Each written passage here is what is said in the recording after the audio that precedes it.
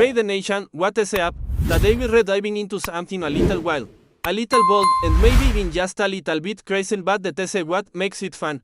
So buckle up, because we're going deep into the kind of what-if scenario that makes the obsession worth paying attention to.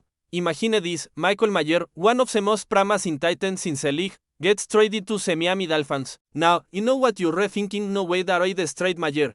And believe me, I get it. I'm not saying this is likely. In fact, it might be a 1% chance at best. But if the door opens even a crack, we go to talk about what might be under the side. Before we get too deep, let me be super clear here. I do not want the Raiders to trade Michael Mayer. Let me repeat that for the folks in the back, I do not want to see number 87 in any uniform, other than silver and black. Ese young, ese talented, and ese only scratching the surface of what he can become in this league. But, every front of us in the NFL has a number.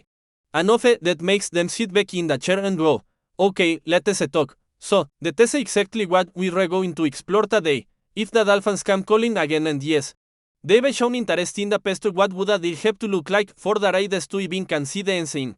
Let's rewind for a second. The Dolphins were sniffing out Michael Mayer before the Darren Waller trade even went down. At that time, it made a little more sense. They were in the market for a tight end, as Mayer is a combination of strength, blocking ability, and reliable hands made him a dream fit in a Mike McDaniel offense, and sure, that interest might be cool if the Waller landed in South Beach, but it doesn't mean the door is closed completely. Because here is the thing, Mayer is not a carbon copy of Waller. It's a different kind of weapon. Waller is a athletic mismatch. The guy you line up like a wide receiver, Mayer is a grinder. He can line up in line, he can block, and he brings a physical edge to the position that not many young titans do. So even if you already have Waller, there is a world where a coach looks at me and says, I want both now. You already know what some of you are typing in the comments. Let's keep those comments coming, by the way, because this show is all about the intention. You're rethinking, why would we trade a young star like me for a pick? And honestly, you're right. I don't want just a draft pick either. If I'm going to let go of a talent like Michael Mayer, I better be getting a player in return, and not just any player. I want someone who can contribute right away. Someone who fits the culture. Someone who makes this roster better from day one. So let's break it down. I be put together five players currently on the Dolphins roster. WHO, in my opinion, would need to be included in a trade if the Raiders were going to ship Mayer to Miami. These aren't just random names. These are guys who either feel a need for Vegas or have a connection to the coaching staff, and in some cases, both. I rank them from number 5 to number 1. With 5 being the low standard wish list and number 1 being the blockbuster move that would make me stop everything and say, let's make a deal. Starting off with the 5th name on the list. And yeah, be honest, this one is not going to blow you away, but it is a realistic starting point with Tom Bell. Yeah, I know. Some of you probably just trolled yours. And I get it, it was originally drafted by the Raiders back in 2019 in the 7th round. Didn't make the 53-man roster, ended up on the practice squad, then bounced on the beat. Had a couple of seasons in Tampa Bay, and yes, won a Super Bowl with Tom Brady. So there is at least a championship pedigree there. But let's not act like ese a Pro Bowl caliber guy. Still, as depth at your linebacker, Bell could be as a rotational piece. Ese got good size at 6'4", 250 pounds.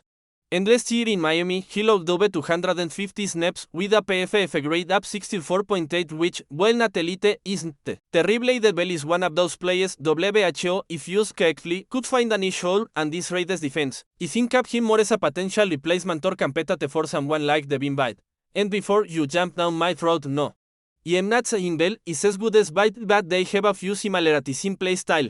Bell is a bit more reliable in coverage, White is the BTO fleet, but if you're trying to build depth and maybe save a little cap space, bringing in Bell as part of a trade package isn't the worst thing in the world. The cap hit won't be bad, even just over $1 million for the upcoming season. So if this was a trade where the Dolphins gave us Bell and, say, a 5th round pick in 2026 for Mayer, it won't be ideal, but it is at least something to think about. Again, this is the bottom of the list, things only get crazier from here. Next up. And this is where it starts to get more interesting.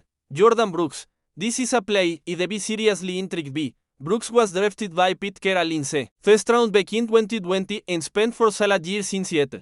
Now he's in Miami and with a little over $7 million due this year and next.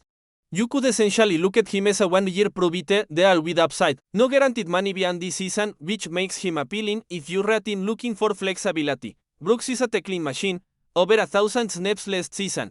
A PFF grade above 70, and particularly strong against Daran. The test exactly the kind of player Patrick Graham could use in this system. What is more, there is a chance this could open up additional rest movement. If Brooks came to Vegas, maybe the Raiders flip someone like a Landon Roberts back to Miami in the deal. It would be a swap of inside linebackers. Plus may go in that way. And the very with you, Brooks would probably be the best linebacker. On the Raiders roster, the second he walks through the door. That would. Now, I don't know if Miami would actually pull the trigger and that they probably see him as a starter, but again, we're talking about a hypothetical that hinges on them really wanting Mayer. If the is the case, it isn't a out of the question, then we get to the third name, and I tell you right now, this is the one that feels the most realistic. Ashton Davis. The Dolphins just brought in Minkah Fitzpatrick in a huge move for their secondary, and with that, Davis suddenly becomes expendable. It was already a depth piece after coming over from the Jets, and now with Fitzpatrick in the mix, Davis might be looking for a new home. And guess what? The Raiders desperately need a true free safety who can play center field. The Tese Davis is again. He thrives in deep coverage. He's got the range, he's got the instincts. And best of all, he only cost about 1.2 million against the cap. The Tese still for a guy who could potentially start. Davis might not be the flashiest name. But when you think about the needs of this Raiders defense and the flexibility that Patrick Graham loves to have, it makes a ton of sense. Pair him with someone like Isaiah Pollard or Jeremy Chin and suddenly your safety room starts to look a lot more versatile. Plus, Davis has some West Coast roots and may have grown up a Raiders fan, can't confirm that 100%. But if true, it adds a little bit of extra intrigue. The trade they propose here is Mayer and the 5th round pick going to Miami in exchange for Davis and the 4th round. Miami has 2 third rounders, so giving up a 4th won't head to bed and you get a high upside safety in return. I'd take that deal in a heartbeat if Inu Davis was ready to step into a bigger old ball ride. Now we're getting to the heavy hitters. The next player on the list, and this one might raise my brows, is Jalen Phillips. Now listen, I get it. Phillips is coming off back-to-back season-ending injuries, including a torn ACL and a popped Achilles. The test is scary, but before the injuries, this guy was a monster of the age. First-round talent, high motor, and absolutely disruptive when healthy. He is still only 26 years old. And the Dolphins just drafted Chapravansan out of Penn State, which could be a sign they're preparing to move on from Phillips. If Miami is looking to shed Sam's LA and build for the future, this is a kind of move that could make sense on both sides. Phillips has a coaching connection with Chip Kelly from his college days. And if you read the Raiders that metes, we know this front office values familiarity and trusting their evaluations. The cap hit for Phillips would be over 13 million, and you'd probably have to look at extending him right away. But if he stays healthy and yes, the TCA Hifle could be a game changer for this Raiders pass rush. In terms of trade value, I'd propose a package that includes Mayer, plus a couple of rotational guys like Ken Richardson and Dylan Parham. It is a biggest, no doubt, but you're getting a potential elite edge rusher in return. Before we continue, don't forget to subscribe to our channel and give this video a like.